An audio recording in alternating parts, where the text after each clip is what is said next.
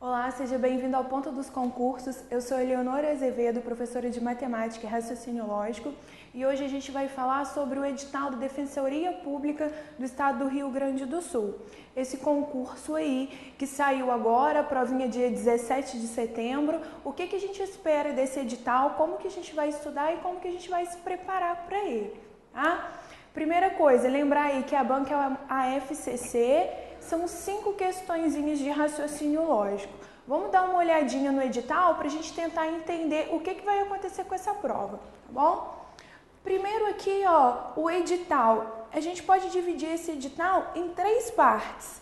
Esses 2 tópicos aqui, ó, eu vou chamar de matemática básica, tá? O que engloba esses 2 tópicos aqui?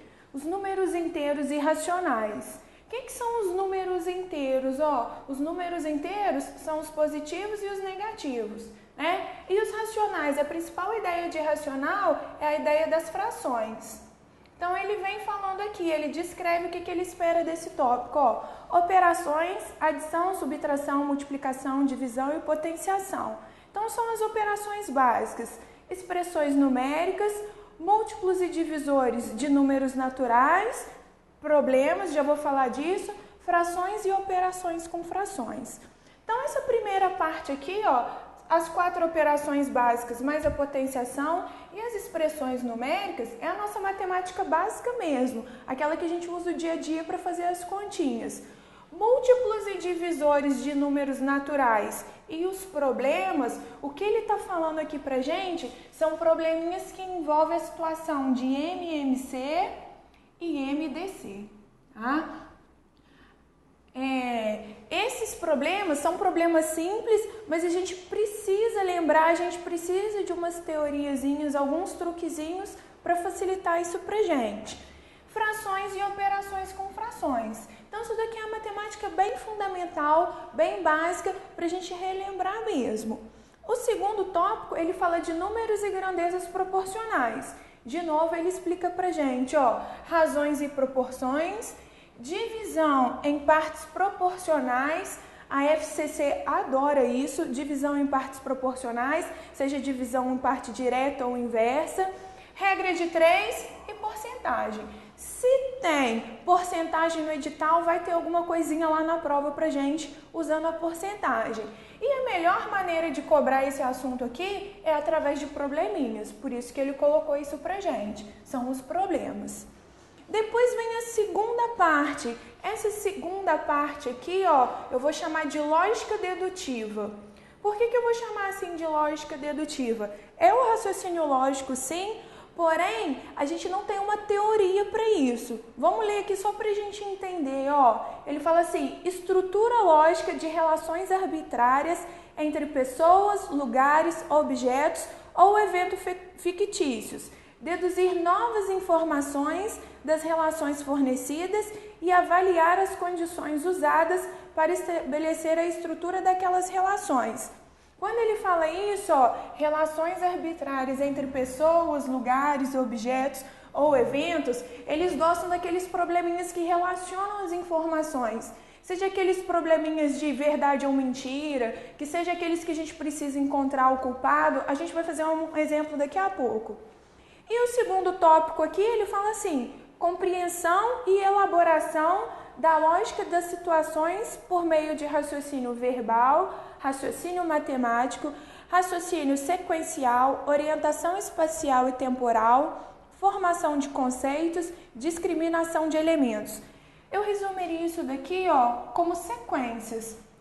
Aí pode ser sequências de letras, números, figuras, de tempo, aí vem a criatividade do elaborador da questão. Mas o que eu resumiria esse tópico aqui seria com sequências. Esses 2 tópicozinhos aqui, que eu chamei do meu segundo bloquinho, o que eu falaria desse bloco? Ó, a gente não tem uma teoria na lógica dedutiva, mas a gente tem alguns truques que faz a gente ganhar tempo na prova e chegar na resposta certa o mais rápido possível, com menos sacrifício possível. E por último, esse último tópicozinho aqui é o que a gente chama do raciocínio lógico de verdade, né? Que é uma teoria que a gente tem do raciocínio lógico. Nessa teoria, a gente vai estudar proposições, conectivos, os quantificadores lógicos, as tabelinhas verdades, tá? Ele resume assim: compreensão do processo lógico que a partir de um conjunto de hipóteses conduz de forma válida a conclusões determinadas. Essa forma válida aqui é a validade de argumento. Então, para finalizar, para a gente entender esse edital, como que a gente vai sair dessas 5 questões aí? Observa que ele dividiu o edital dele em 5 tópicos. Tá? Os 2 primeiros a gente separou ali como matemática básica. O que vem na matemática básica? O que eu espero aí? A gente tem que saber bem regra de 3, porcentagem, MMC, MDC. São conteúdos mais simples. Com certeza você já estudou isso no ensino fundamental, no ensino médio. O que a gente tem que fazer aqui? Praticar. O segredo aqui vai ser praticar, rever esses conceitos e estudar essas questões de acordo com a FCC, de acordo com a banca. É você fazer questões, eu vou resolver algumas questões aqui nas aulas para vocês verem como que a gente vai fazer a maneira mais rápida de resolver esse exercício para você chegar lá na prova e não ter dúvida. A gente vai se preparar de acordo com a banca, né? O segundo tópico, o que eu tenho para o segundo tópico? É a lógica dedutiva. Dentro da lógica dedutiva, o que a gente precisa saber? Não existe uma teoria, a gente não tem um livro, a gente não tem outra aula, a gente não tem muita coisa para se fazer, para se basear. O que a gente precisa ali na lógica dedutiva? Ver exemplos resolvidos. É isso que eu vou fazer. Eu vou fazer muitos exercícios, muitas questões da FCC para que você entenda como que funciona e para na hora que chegar lá na sua prova, você aprender os truques para sair da questão certo e rápido, né? Para que você consiga resolver a sua questão ali no espaço da prova, que não tem um espaço muito grande para solução, em pouco tempo, porque a gente também não tem muito tempo num concurso público. E o último tópico é a lógica, o raciocínio lógico mesmo, é uma teoria matemática que é o raciocínio lógico. E aí sim, a gente tem regras que a gente precisa saber. A gente vai estudar as tabelas verdades, né, as proposições simples e compostas, os conectivos e os quantificadores lógicos. Independente do que a gente for estudar dentro dessa área, existem regras que a gente precisa dominar essas regras. Ponto positivo, é fácil. Você prestando atenção, você assistindo às aulas, vendo os exercícios resolvidos, você não vai ter problema na sua prova. Qual que é o ponto negativo? Provavelmente você nunca estudou isso no ensino médio. Para muitas pessoas, essa teoria é uma teoria nova, tá? Por isso que é importantíssimo assistir essa aula. Não é a nossa lógica natural, a nossa lógica do dia a dia. É uma teoria que sustenta ali pra gente. A gente vai aprender essa lógica. Tem muitos truques para ajudar a memorizar, tem muitos segredos, as questões são relativamente fáceis. Você só precisa se dedicar um pouquinho para entender isso, tá bom? Para finalizar aqui, eu separei um exemplo, uma questãozinha, todos da FCC, de cada tópico, de cada grupo aí, de cada um desses 3 grupos, para você entender como que isso vai aparecer na sua prova e como que você tem que estar preparado, tá bom? Vamos para as questõezinhas agora. A primeira questão ele fala assim: uma indústria produz um tipo de máquina que demanda a ação de grupos de funcionários no preparo para o despacho ao cliente.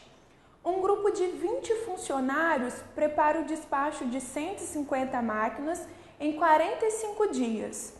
Para preparar o despacho de 275 máquinas, essa indústria designou 30 funcionários. O número de dias gastos por esses 30 funcionários para prepararem essas 275 máquinas é igual a...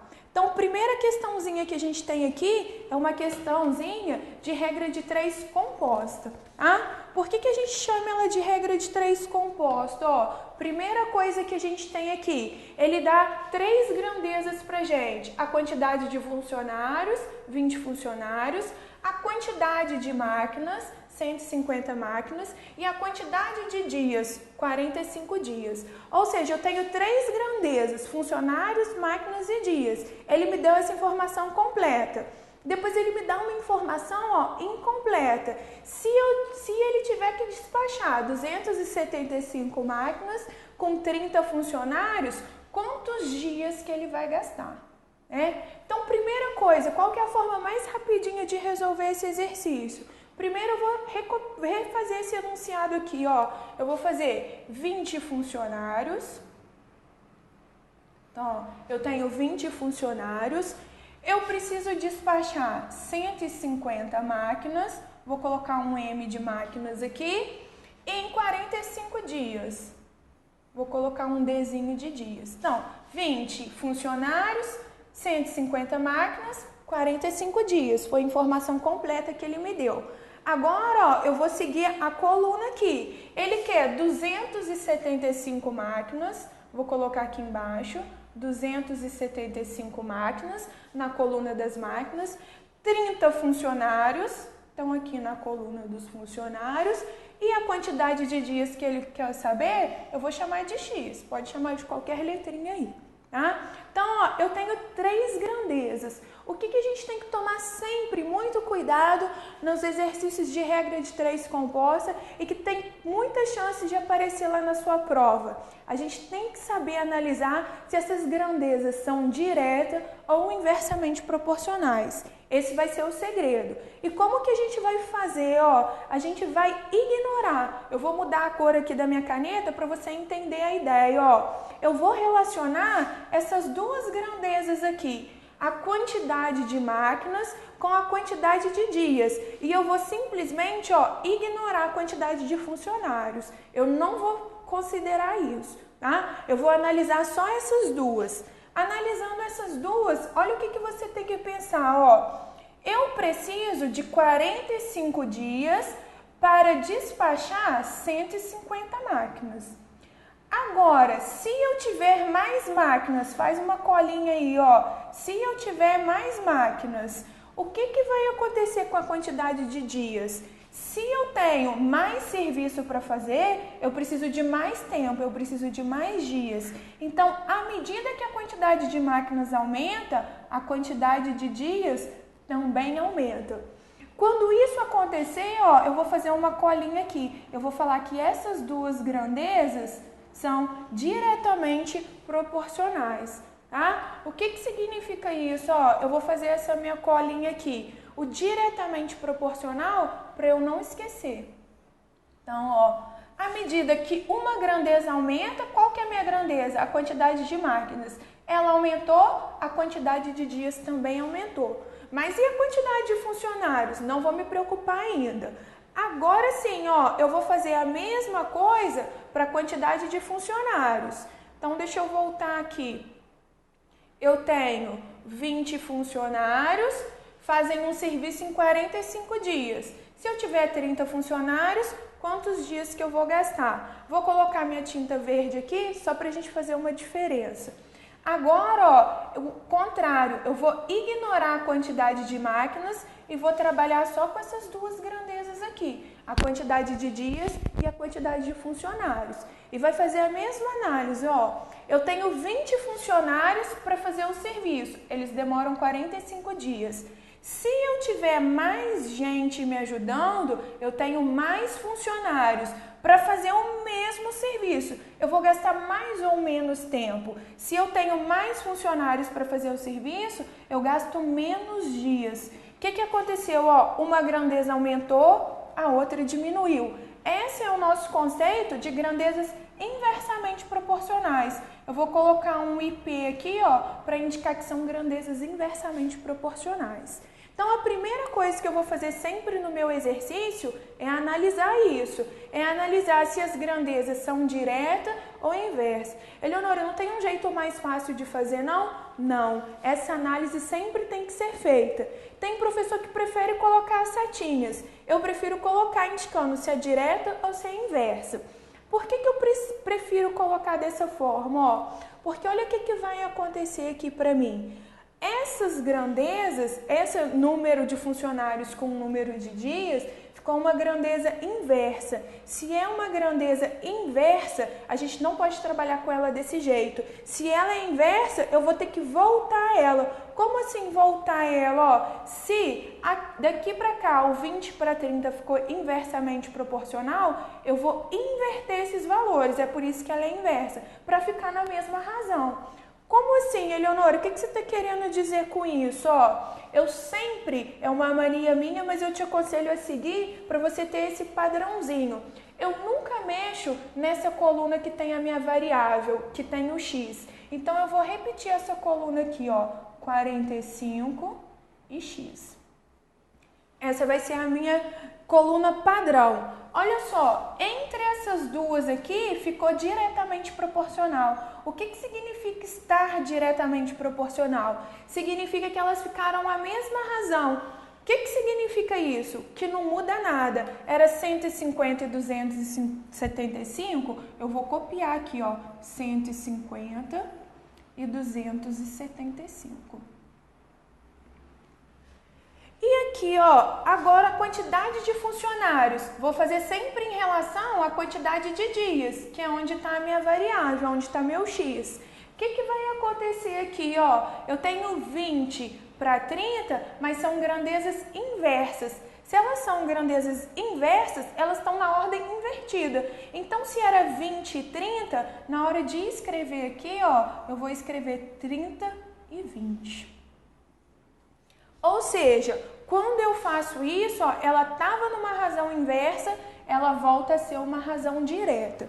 Para não ficar embolado para a gente para fazer essas contas, eu vou copiar esse cálculo aqui, ó, de novo, para não embolar. Tá? Então, só estou reproduzindo ali. Eu tive que inverter a minha quantidade de funcionários, era 20 e 30, ficou 30 e 20. Aqui, essa grandeza aqui manteve, porque ela era diretamente proporcional, então nada muda, 150 e 275. E a coluna que eu tomei como padrão aqui era a coluna dos dias, 45 e x. Então, eu vou continuar aqui com 45 e x, nada mudou. Tá bom, e agora? Como que eu vou sair dessa conta aqui? Existe um truque que faz essa conta pra gente muito rápido. Qual que vai ser esse truque? Ó, você vai riscar na linha do x e na coluna do x. O x estava na segunda linha, na última coluna. E aí, como que a gente sai dessa conta? Ó, eu coloco o x aqui e o que vai acontecer? Todo mundo que ficou riscado, que foi cortado ali, eu vou escrever isso na forma de uma fração. Todo mundo que ficou riscado, que ficou cortado, vai para o numerador da minha fração, vai para a parte de cima. E todo mundo que ficou sem o corte, sem o risco, vem para o denominador, vem para a parte de baixo da minha fração. E agora eu tenho que fazer essa continha aqui, tá? Lembra que lá na hora da prova você não tem a calculadora para te ajudar? Então é bom você aprender uns truques para simplificar aqui, tá? O primeiro truque, ó, sempre o mais basiquinho, cortar os zeros. Eu consigo cortar esse zero aqui. E agora, tenta ir simplificando essas coisas. Por exemplo, ó, o 45, vou até mudar a cor da caneta aqui para você não perder. O 45 eu consigo simplificar com esse 3. 45 dividido por 3 dá 15. Ou seja, essa parte 30 aqui de baixo já sumiu. Uma outra coisa que eu posso simplificar aqui, vou mudar a canetinha de novo. Esse 15 com o 150. Quando eu corto o 15 com 150, vai sobrar 10 aqui embaixo, o 15 lá em cima sumiu. Uma outra coisa que a gente pode simplificar aqui, ó, o 2 com o 10. Quando eu fizer aqui, ó, o 2 com o 10, vai dar 5. Então, olha o que sobrou aqui em cima para mim, ó. Aqui em cima, no tanto que eu simplifiquei, sobrou somente o 275 e aqui embaixo, depois de todas as simplificações, sobrou somente o 5. Então, quem que vai ser o meu resultado final, ó? 275 dividido por 5. Quando eu dividir o 275 por 5, eu vou ter aqui x igual a 55. Então, voltando lá no enunciado, o que a gente tem? Ó, lá no enunciado, ele perguntou o número de dias, que a gente chamou de x, gasto por esses 30 funcionários para preparar essas 275 máquinas. Então, a gente achou aqui, ó, o x igual a 55, então a quantidade de dias aqui foram 55 dias. Tá? esse tipo de questão, tanto a regra de 3 simples quanto a regra de 3 composta, é muito comum nos concursos, tá? O fato dele estar aí no edital tem grandes chances dele estar lá na sua prova. É um tipo de exercício que não é difícil, exige um pouquinho de prática para você pegar esses macetezinhos, aprender a fazer essas contas rápidas e acostumar a analisar se a grandeza é direta ou inversamente proporcional. Bom, vamos para o próximo exercício para ver o que vai aparecer aí para gente. A segunda questão já é da parte da lógica dedutiva. Ele conta uma história assim, ó. Alan, Beto, Caio e Décio são irmãos e foram interrogados pela própria mãe para saber quem comeu, sem autorização, o chocolate que estava no armário. Sabe-se que apenas um dos 4 comeu o chocolate e que os 4 irmãos sabem quem foi. A mãe perguntou para cada um quem cometeu o ato, ao que recebeu as seguintes respostas. O Alan disse que foi o Beto disse que foi o Caio disse que o Beto mente e o Décio disse que não foi ele. Depois ele pergunta assim pra gente, ó, o irmão que fala a verdade e o irmão que comeu o chocolate são respectivamente. O que ele quis dizer com essa informação aqui pra gente, ó, o irmão que fala a verdade? O que ele está dizendo pra gente é que um dos 4 irmãos fala a verdade.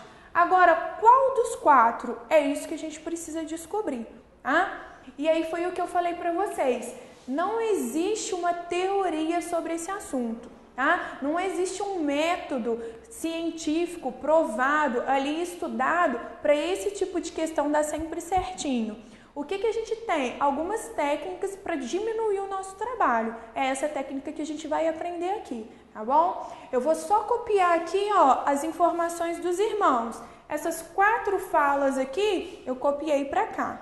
E a ideia é a gente tentar organizar uma tabelinha. Lá na hora da prova, você não vai ter nem espaço suficiente, nem tempo para organizar uma tabela bonitinha assim. Mas é essa a ideia que você tem que ter. Que ideia? Sempre o seguinte, ó, você vai ter que testar um por um quem falou a verdade e ver se você chega numa contradição. Então, ó, a minha primeira coluna aqui é o meu primeiro caso. O que significa esse meu primeiro caso? Ó, significa que o Alan está falando a verdade e todos os outros estão falando mentira. Vou colocar um Fzinho aqui de falso. É isso que significa essa coluna. E a gente vai testar, a gente vai analisar frase por frase e ver se chega numa contradição, tá? Então, ó, o que significa isso? Se o Alan falar a verdade... Se essa possibilidade não der certo, se a gente chegar numa contradição, eu pulo para a segunda aqui. No segundo caso, qual que vai ser o meu segundo caso? Quem fala a verdade foi o Beto e todos os demais vão falar mentira. A gente analisa o que significa isso. Se não der certo, a gente vai para o terceiro e para o quarto caso. À medida que você pega a prática, você consegue ter uns chutes melhores, umas possibilidades melhores. Mas a ideia que eu tenho aqui, que eu vou fazer, é um por um para você analisar o que significa cada coisa. Tá? Então, vamos ver aqui o que significa pra gente o Alan falar a verdade. Se o Alan falou a verdade, ó, o Alan falou que foi o Beto. Então, quem comeu o chocolate ali foi o Beto, né? E aí a gente continua, ó, todos os outros mentiu. Se todos os outros mentiu, o Beto disse que foi o Caio, significa que não foi o Caio. O Caio diz que o Beto não mente, que o Beto mente, então quer dizer que o Beto não falou mentira. E o Décio diz que não foi ele, se isso é uma mentira, foi o Décio. Ou seja, é o oposto dessas 3 coisinhas que apareceram aqui pra gente, das outras 3 falas. E observa, ó, que a gente chega numa contradição. Onde está a contradição? Eu achei que 2 pessoas comeram chocolate, que o Beto comeu e o Décio comeu. Mas lá no enunciado, ele falou pra gente que só um deles comeu. Então, ó, por causa dessas 2 linhas aqui, ó, eu sei que eu cheguei numa contradição. Essa minha primeira possibilidade aqui, ó, tá fora. Não é o Alan que fala a verdade. O que vai acontecer então? Eu vou ter que testar a próxima possibilidade. Quem que é a próxima possibilidade? Ó, o Beto falar a verdade. Então, vamos para a nossa próxima possibilidade. que significa o Beto falar a verdade? Ó, o Beto falar a verdade significa que quem comeu o chocolate foi o Caio. E todos os outros falaram mentira. Opa, aqui verdade. Todos os outros falaram mentira. Então vamos ver o que significa isso. Ó, se o Alan falou mentira, significa que não foi o Beto que comeu o chocolate. Se o Caio falou mentira, o Beto não falou mentira. Se o Décio falou mentira, foi o Décio que comeu o chocolate. De novo, ó, a gente entra em contradição. Foi o Décio e foi o Caio. Duas pessoas comendo chocolate. Isso aqui, ó, é uma contradição. Não pode. Só um comeu o chocolate. Então tá fora. Vamos ter que testar a terceira possibilidade. O que diz a terceira possibilidade pra gente? Que foi o Caio que falou a verdade. Se foi o Caio que falou a verdade, significa que o Beto está mentindo. E olha aqui, ó, o Alan ter falado mentira não foi o Beto. O Beto ter falado mentira significa que não foi o Cássio. O Caio ter falado a verdade significa que o Beto mentiu e realmente ele mentiu, porque essa nossa afirmação aqui era falsa. E o Décio ter falado mentira significa que foi o Décio. Observa que a gente não chegou em nenhuma contradição. A gente achou, ó, que o Décio foi quem comeu o chocolate. O fato de não foi o Beto, tá certo, porque se foi o Décio, não foi o Beto. Também não foi o Caio, então também tá verdadeiro. O Beto mentiu. É verdade, porque a gente viu que essa afirmação é falsa, então significa que quem comeu o chocolate aqui foi o Décio. Então, ó, aqui a gente acha a resposta. O Décio comeu o chocolate e quem que falou a verdade? Ó, quem falou a verdade foi o Caio. Aqui você já pode parar seu exercício e responder. Eu vou fazer a última possibilidade só para não ficar nenhuma dúvida, tá? Na última possibilidade, qual que seria? Ó, o Décio ter falado a verdade. Se o Décio falou a verdade, significa que não foi ele que comeu o chocolate. E todas as demais são falsas. Então, ó, não foi o Décio, aqui não foi o Beto, até aqui tudo bem. Não foi o Cato, tudo bem. E aqui, o Beto não mente. Olha o que aconteceu aqui, ó. O Beto mente, porque a gente viu que essa linha de cima aqui era falsa. Então, a minha contradição ficou entre as duas, ó. Aqui, o Beto diz que é falsa a fala dele, e aqui tá falando que ele não mente. Seria ele não mente se essa daqui fosse verdadeira, né? Então, de todas as coisas que a gente achou aqui, ó, essa daqui a gente também achou uma contradição. Então, a gente acha a resposta certinha. Quem que comeu o chocolate, ó? O Décio. E quem que falou a verdade? O Caio. Vamos voltar lá no enunciado para ver o que a gente tem aqui, ó. Ele pediu o irmão que fala a verdade, a gente achou que foi o Caio, e o irmão que comeu o chocolate. Quem comeu o chocolate aqui foi o Décio. Então, a gente acha aqui que a resposta é a letra E, tá? Então, ó, esse tipo de exercício é um tipo de exercício que, se você conhece os truques, que se você conhece a forma de fazer o exercício, você ganha muito tempo na hora da prova, bom? Para finalizar, a gente vai pegar uma parte da teoria de raciocínio lógico. Eu escolhi aqui a gente trabalhar com a tabela verdade. Para quem nunca estudou a tabela verdade, isso pode assustar um pouquinho, tá? Mas para quem já é familiarizado com a tabela verdade, vai ver que isso é um assunto muito fácil. Então, vamos dar uma olhada nessa última questão aqui. Na questão 3, ele fala o seguinte, ó. Considere verdadeiras as afirmações a seguir. Primeira, Laura é economista ou João é contador. Segunda, Sidnorá é programadora, então João não é contador. Terceira, Beatriz é digitadora ou Roberto é engenheiro. E a quarta, Roberto é engenheiro e Laura não é economista. A partir dessas informações, é possível concluir corretamente que... E aí ele dá a profissão de todo mundo, né? Vamos entender isso aqui. Eu tenho 4 afirmações, né? E eu não conheço essas pessoas, eu não sei qual é a profissão delas. Então, onde que vai estar o segredo do enunciado? Ó, ele falou assim, considere verdadeiras as afirmações. Ou seja, cada uma dessas aqui é verdadeira.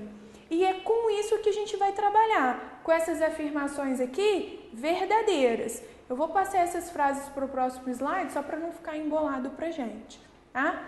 E aí, ó, vem o estudo dos conectivos. Sempre que eu tenho um exercício, uma questão que usa os conectivos, a primeira coisa que eu tenho que fazer é separar esses conectivos, porque são os conectivos que são meu guia, tá?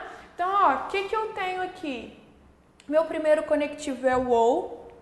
O meu segundo conectivo, separa aqui, ó, é o se então, é a condicional. O terceiro, de novo, é o ou, a disjunção.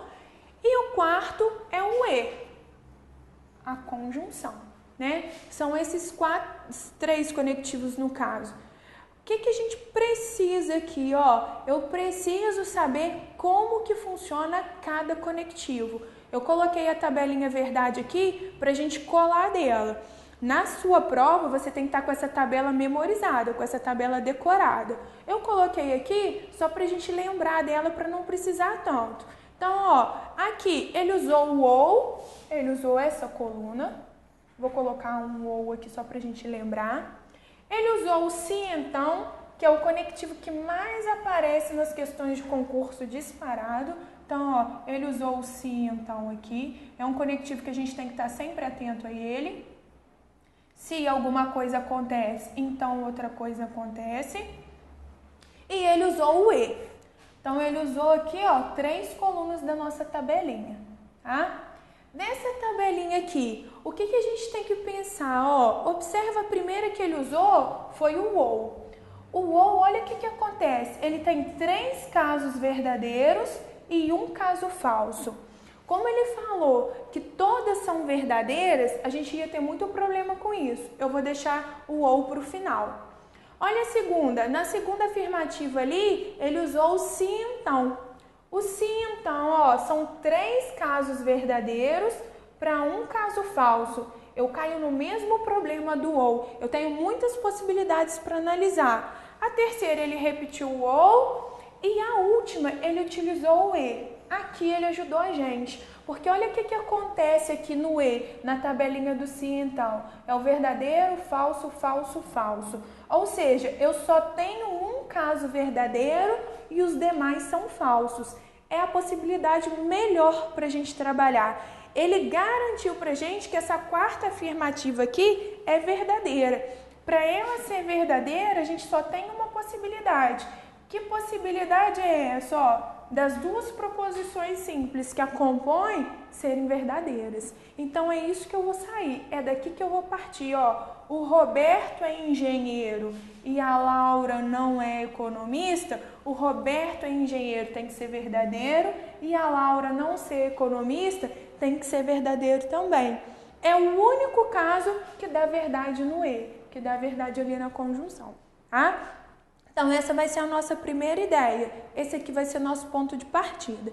Tá? Então, o que vai acontecer? Ó, eu vou usar essas afirmativas, essas proposições simples que eu consegui nos próximos exercícios. Então, ó, Roberto é engenheiro, eu achei que é verdadeiro. Então, eu vou usar aqui, ó. Se Roberto é engenheiro nessa frase, aqui ele também é verdadeiro, né? A Laura não é economista, também ficou verdadeiro. Onde está a Laura aqui, ó? Se a Laura não é economista é verdadeiro, significa que a Laura ser economista é falso.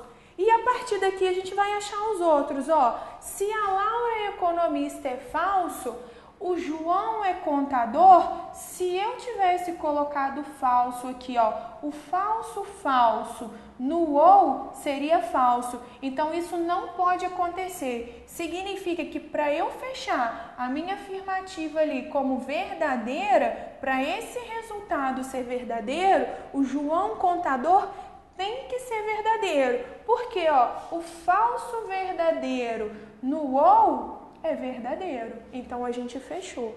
Então, ó, eu achei que o João é contador. É verdadeiro. Aqui na frase de baixo, ó, o João não é contador.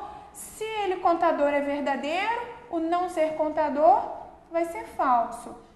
E aí a gente cai na tabelinha do sim então, que é o conectivo que mais aparece, é o que mais dá trabalho pra gente nas provinhas aí. O que acontece no sim então? Se de ignorar programadora for verdadeira, é o problema da minha tabelinha, verdadeiro com falso. Lá no sim então, é falso. Ou seja, isso não pode acontecer. Por que não pode acontecer? Porque lá no enunciado ele mandou ser verdadeiro. Então, eu vou apagar ali. De ignorar programadora não pode ser verdadeiro. O de ignorar programadora tem que ser falso. E aí eu não vou ter problema. O falso com falso no sim então é verdadeiro. E Beatriz é digitadora ou Roberto é engenheiro? Cuidado que isso costuma aparecer na prova. O fato do Roberto ser engenheiro ser verdadeiro no ou, tanto faz. A Beatriz ser digitadora pode ser verdadeiro, porque verdade com verdade no ou é verdade, ou pode ser falso, porque falso com verdadeiro também é verdade. E aí, Leonora, o que a gente coloca? Não coloca nada, tá? Fica inconclusivo. Eu não sei falar se a Beatriz é digitadora ou não é digitadora. O exercício não pode me cobrar nada, tá? Vamos voltar ali agora lá no nosso enunciado para a gente ver o que vai aparecer aqui, Beatriz é digitadora, foi o que a gente acabou de ver. Eu não sei, pode ser verdadeiro ou falso. Já observa que ela apareceu aqui, Beatriz não é digitadora, então a gente já eliminou essas duas aqui. João é contador. Volta lá, a gente achou que o João é contador. João é contador é verdadeiro. Então, parece ser a letra B. Vamos fazer as outras só para a gente ter certeza. A letra C, Dinorá é programadora. Olha o que eu achei, Dinorá é programadora é falso. Então, isso daqui não vale. Se é falso, a letra C também está fora. E João não é contador, a gente acabou de ver que ele é contador. Então, certinho, o item correto é o item B, a alternativa B. Com isso, a gente finaliza essa primeira parte, essa aula demonstrativa. Tentei fazer aqui um exemplo de cada bloco para você ver o que é melhor para você, o que você precisa estudar mais, o que você precisa estudar menos. Esse edital é um edital possível de acertar as 5 questões, tá? Não é um edital muito complexo, mas é um edital que exige prática. A minha ideia aqui, o meu conselho para você é que você faça bastante exercício. Refaça os que estão na aula demonstrativa, façam o que a gente vai fazer na aula. A cada aula, refaça os exercícios, porque é essa prática para você ficar esperto com essas pegadinhas de concurso, com esses truques para você sair da questão mais rápido, que são importantes, que vão fazer você acertar as 5 questões aí. No mais, eu desejo um excelente estudo, boa prova e até a próxima aula.